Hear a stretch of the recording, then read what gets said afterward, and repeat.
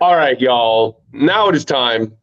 Round two of this segment that between now and the trade deadline, we are calling bullish or bullshit, where we take a recently reported or rumored or talked about or proposed trade involving the Chicago Bulls on NBA media, social media.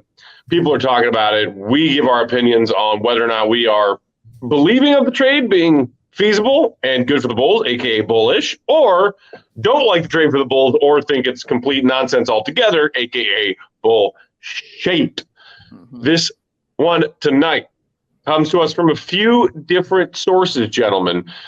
Jake Fischer, formerly of BR, now of Yahoo Sports, mentioned that the Bulls are fielding calls on one Alex Caruso, and that they are confident that they could be able to get two first-round picks for their defensive star. On top of that, in a recent edition of his mailbag column, Casey Johnson of NBC Sports Chicago mentioned that the New York Knickerbockers and the Golden State Warriors are two teams to keep an eye on because they are keeping an eye on Caruso. And he mentioned there that the Knicks have some first-round picks that maybe they could dangle, and that maybe they, for the sake of contract matching, would throw in Obi Toppin, who, for whatever reason, hasn't really found his role or his identity in this New York Knicks team.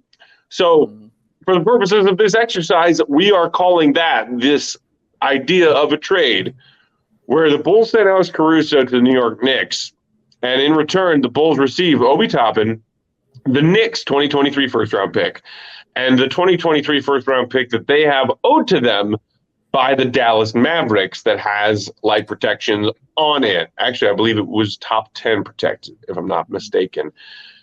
Gentlemen, as far as the draft capital, I think that that is good value. If you can get two first-round picks in this upcoming draft that you likely won't have your own pick in because you're going to send it to Orlando, that's solid. I've never been a big Obi Toppin guy, but I think if the Bulls can actually successfully get two firsts for Alex, if they decide to dismantle this roster, that's a win. I'm curious to see where y'all land on this.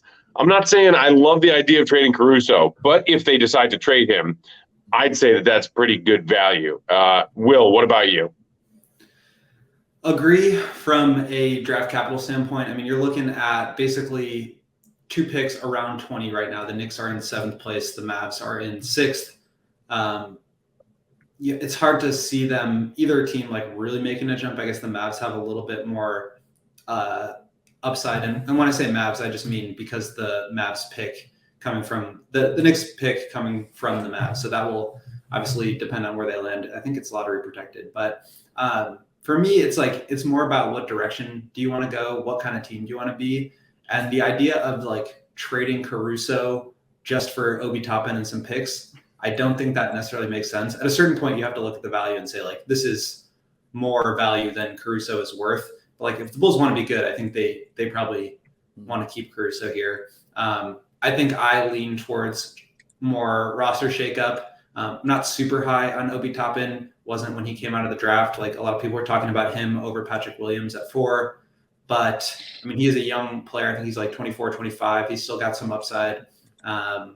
I think it's pretty solid value, but I think the bigger question is, like, what direction you want to go and what do you do after that with DeMar and Zach and Vooch? Yeah, completely agree. I don't see the point of trading Caruso just for the sake of trading Caruso. If you're trading Caruso, it signals that you should be changing a lot more than just Alex Caruso, which is and look, maybe that's the indicator. If for whatever reason that were to happen, that Caruso were to be moved for 2 firsts and Obi, that is a good value. I say this is a Caruso. That's really good value. It is good value. It's good value. Definitely. But yeah, Will's correct in that sense. But at the same time, like, I just don't know what to believe because you got Jake Fischer reporting this. There's been some esteemed reporting elsewhere that suggests that Caruso is deemed untouchable, whereas Zach LaVine, Vucevic, and DeMar DeRozan are potentially made available. So I don't necessarily know what to believe or who to believe, whether it's certain reports or others. But nonetheless, if this is true, then I think it's a fair deal. But I'm only doing this deal if I'm signaling like trading a Levine or DeMar or Vooch. There's no point keeping those three around and getting rid of Caruso, because Caruso is, on a per minute basis, in my opinion, the most impactful player, or maybe the most important player on this roster. So, if you're trading Caruso, trade the rest of them. I'll say that I make the trade personally. I do that because of the value, getting 2 first-round picks, getting a player. Yes. Do I want to send them to the Knicks? Hell no. But I would do that. I would do that trade. But I view Caruso differently than you guys view him. Not his importance, but how I look at him is how I looked at Khalil Mack on the Bears, and I looked at him as a luxury. I looked at him as rims on a car. And when you have your car and, you know, it's running nice and it got it nice and you got it smooth and it looks great and it's doing all these great things, you want to put something nice on it. You know what I mean? Okay, bam, you put some rims on it. Now we ready to do something, right? But I didn't mind getting rid of Khalil Mack because I'm like, you didn't have an engine. You know what I mean? You were missing a steering column. You didn't have brakes. I need you to get those things first before you have rims on your damn car. So that's how I always kind of viewed Alex Caruso. I always viewed him as the piece. You know, I always viewed him as just that piece. Like when your team is in place and when your team is ready to go and your team is ready to do something, you add somebody like Alex Caruso because that dude will elevate y'all. You know, he will take you to a next level. Like, okay, bet we are a serious and legit basketball team right about now. I think he's a luxury to have, and I think it's a luxury the Bulls cannot afford to have right now just by how they are. Not undermine his importance or none. That's not what I mean. But I think they don't. I don't think they're in a position to have luxuries. I don't think they're in a position to have rims. Like their car is screwed up. They need to fix other things on it. And if you got to give up the rims to get, you know, my engine fixed and get some brakes on my car, that's a sacrifice I would make, man. Because getting 2 first rounders for Alex Caruso, like that is really good value. And getting a young player back with that is really good value for a guy like Alex. And you know, who knows? You might throw D Rose in there too. You know, who knows? But it's really good value to get that back for a guy like Alex Caruso, who is really, really that good. And like Mark K said, like it's that damn important and can change your entire team. You know, if Mark K is accurately saying like this guy's the most important player on your team, that means he can change a team. He can change your prospects. And right now he's changing the fact, you know, that the Bulls could be an even bigger dumpster fire. That's why I consider him a luxury. So if they were at a level like they were last year, yeah, you keep a guy like Alex Caruso on your team. I'm talking about the first half of the season. If they were at that kind of level, yes, you keep a guy like AC. But as they are right now, man, they don't deserve rims on their car. They got other stuff to fix. You know, there are plenty of people in the comments, Big Dave, suggesting what you just did, which is, hey, maybe throw Derrick Rose in there. Bring Derrick Rose home finally, and we got ourselves a deal. Also, plenty of people in the comments getting jokes off about the match made in heaven that would be Alex Caruso and Tom Thibodeau. Steven, can you bring up the one from Old Buckness that was on the screen like a couple minutes ago? That made me laugh. It was something about like an amount of ecstasy that Tom Thibodeau would feel if he had Alex Caruso on his team, and it made me chuckle. There is no world in which anybody could have a greater swelling of ecstasy than what Tibbs would have if Caruso was sent to the Knicks. Yeah, and then I saw other people joking about how he's playing Caruso 50-plus minutes every night. Even if they're not in overtime, he's playing 50. As sort of a button on this conversation, gentlemen. Go ahead, Dave. Will was trying to say something. I was trying to hear what Will was saying. I was just going to say Alex should get ahead of the situation by filing a restraining order against Tibbs because he's definitely playing 49 minutes a game.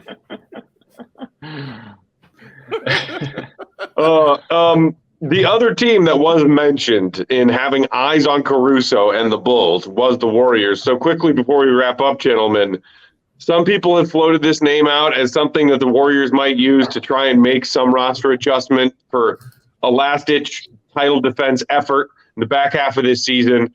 A guy that they drafted early in their one tank year when their key guys were hurt. Does James Wiseman do anything for you if you're talking about the Warriors looking to add a defensive player like Caruso to bolster their playoff run? Will?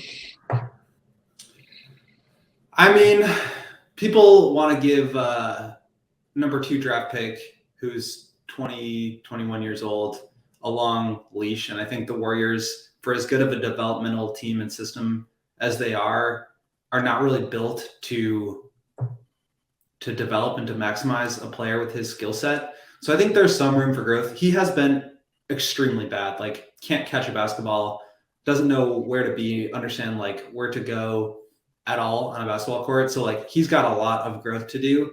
But again, for me, it's like, I'll put it this way. Trading Caruso, I think, is as big of a pivot as it would be to trade Zach DeMar or Vooch. Like that to me signals a complete directional shift in where the Bulls are headed. I am kind of like on the fence about how much of a change I feel like the Bulls need to make. But if the Bulls are going to do that, I think like Wiseman probably has more upside than 2 picks around 20 and Obi Toppin. But maybe those bites at the apple are more important to you. Maybe you could get Jonathan Kuminga instead of Wiseman. Like I think that'd be more interesting to me. So I struggle with that. I don't think I would be like super disappointed by either of those trades because it tells me that we're heading a new direction, which I think is important because right now, like as we talked about just with game to game, it's like, what are we doing here? Is this a team that's going to win games against bad teams, or are they just going to be like 3 games below 500 the whole year? And I think that's kind of where the Bulls are at this point. So like trading Caruso, I think probably puts you on that path to either be much worse or at least like start to build more towards your future. And I'm fine with that idea in general. So I think if they're going to trade him, like that's the kind of value you want to be looking for, is like decent draft picks plural, and or young players with upside. Like I think those are kind of the things that you're looking for. So either of those trades, I think, accomplish that. I'm not sure which I like more, but I think if you're going to do it, those make sense to me. I'm not sure you can talk me into having a starting front court where, I mean, like you can position it like this. We got the guy that was taken 2nd in the 2020 draft and the guy taken 4th in the 2020 draft. That's the way the Bulls sell this, right? I don't know if I could possibly get behind a front court of Patrick Williams and James Wiseman. I couldn't be more out on James Wiseman, and this thought of having to watch both of them in a rebuild he's only 21, man. Figure it out. I can't have 2 guys on here that are only freaking 21. I just can't do it. Sorry. Oh, man. No to this trade. It's terrible. It's terrible. Yeah, is Wiseman the only one that's coming back in this? Wiseman and then maybe a protected Warriors pick. Okay, yeah, no, I can't. No, I don't want to do that. I'm not. I won't say I'm out on Wiseman like Mark K, but I'm not in on him either. Like I don't believe in him as like, yeah, this should be your starting center coming in to the Bulls. Like he said, with Patrick Williams, there's still questions I need him to answer. With that, I'm not ready to do that with Wiseman yet, man. Like it hasn't clicked at all for him yet. I guess I haven't seen the glimpses, and maybe you guys have seen more of him, with the Warriors and can tell me better, but I haven't seen the glimpses and the flashes from him in his game since he's been with the Warriors, where I'm like, oh, okay, there's the thing. I just saw Desmond say the one word that always scares me when you talk about guys like this, and that's potential. That word scares me. It terrifies me, especially when you're like the 2nd pick. You know what I mean? That terrifies me, because when you're a top 2, some people might say 3, you're expected to immediately come in and contribute. It doesn't always work this way. Obviously, it's not what it always does, but that's what you're expected to immediately come in there and do. And going to the situation he did, and he couldn't come in and contribute immediately for that team. Of course, he was hurt. You know what I mean? He dealt with an injury and everything like that, of course. But he just didn't come in and contribute immediately for that team and show me a flash of, oh, man, he can block shots, or, oh, man, he's a solid scorer, or, oh, man, he can do this. Like, I haven't seen that from him, that flash. Like, I saw a flash in Wendell. You know what I'm saying? Like, I'm like, oh, okay, there might be something there. You know what I mean? Like, you see a flash. Like, I just haven't seen that in him, and I'm not ready to give up Caruso for that kind of project. I'd rather draft that kind of project later in the round. All right. Well, there it is. Round 2 of Bullish or Bullshit featuring Alex Caruso. I don't know if I'm ready to let him go, but, and I'm with you, Will. If they trade him, that means they're basically signaling that this core is done because he is a very important part of this core.